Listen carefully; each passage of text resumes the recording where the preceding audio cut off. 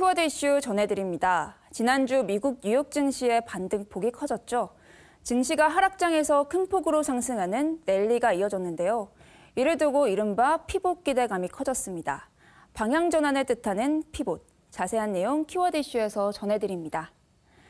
코로나19 장기화와 러시아의 우크라이나 침공 등 전 세계적으로 소비자 물가가 상승하고 경기 침체가 지속되고 있습니다. 8월 소비자 물가 동향입니다. 우리나라는 전년 동월 대비 5.7%, 미국은 8.3% 상승률을 보였는데요. 우리나라의 경우 6월과 7월보다는 둔화됐다고 하지만 그래도 여전히 고물가 국면입니다. 고물가가 이어지자 미 연준은 인플레이션을 막기 위해 올해 들어 3연속 기준금리 0.75%포인트 인상을 단행했죠.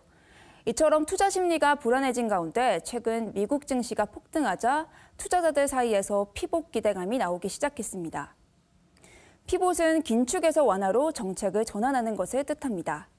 연준의 고강도 금리 인상이 완화되지 않을까 하는 투자자들의 기대 심리가 높아지고 있는 거죠. 그렇다면 왜 피봇 기대감이 거론됐을까요? 첫째로 미국의 고용시장 둔화입니다. 미국 노동부에 따르면 지난 8월 미국 기업들의 고임 건수는 약 1,005만 건으로 전월 대비 10% 이상 줄었습니다. 또 호주 중앙은행의 금리 결정도 있습니다. 최근 호주 중앙은행은 0.5%포인트 금리를 인상할 것으로 예상했지만 0.25%포인트로 예상보다 낮은 인상을 결정했습니다. 경기 둔화 우려도 있습니다. 미국의 견고한 고용시장이 금리 인상을 버텨낼 것이라는 연준의 설명과는 달리 미국의 경기 둔화 속도가 빨라지는 조짐이 나타나고 있습니다.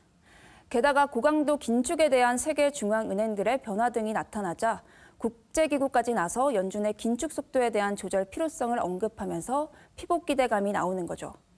많은 전문가들은 연준의 금리 인상을 두고 우려를 표하고 있지만 미 연준은 피봇은 아직 시기상조라는 입장입니다.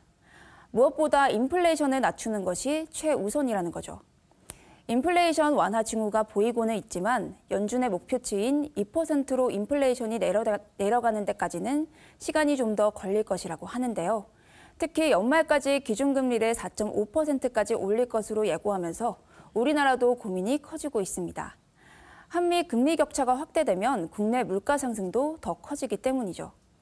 금리 인상도 불가피한 가운데 금리 격차에 대한 부분도 고민이 큽니다. 연준이 피봇에 대한 사실상 거부 의사를 밝힌 가운데 경기 침체의 장기화는 기정사실로 보입니다. 고물가에 최근 전기 가스 요금마저 인상된 가운데 오늘도 서민들은 허리띠를 졸라 매야만 합니다. 지금까지 키워드 이슈 전해드렸습니다.